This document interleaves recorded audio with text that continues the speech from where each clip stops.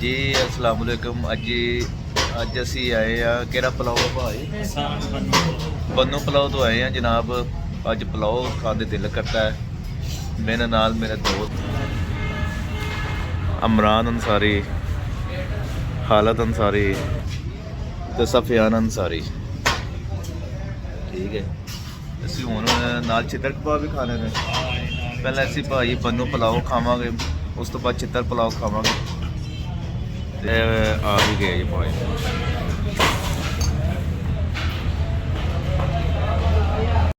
जी असी पुलाव खाने हैं, बहुत मज़ेदार पुलाव है। असी बस स्टैप से आए हैं, एहसान बन्नू पुलाव माशाल्लाह।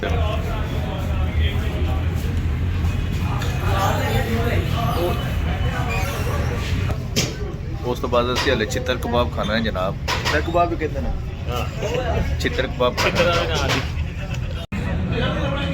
भाई है। ये चबली कबाब, असी चित्तर कबाब कही जाते हैं, चबली कबाब।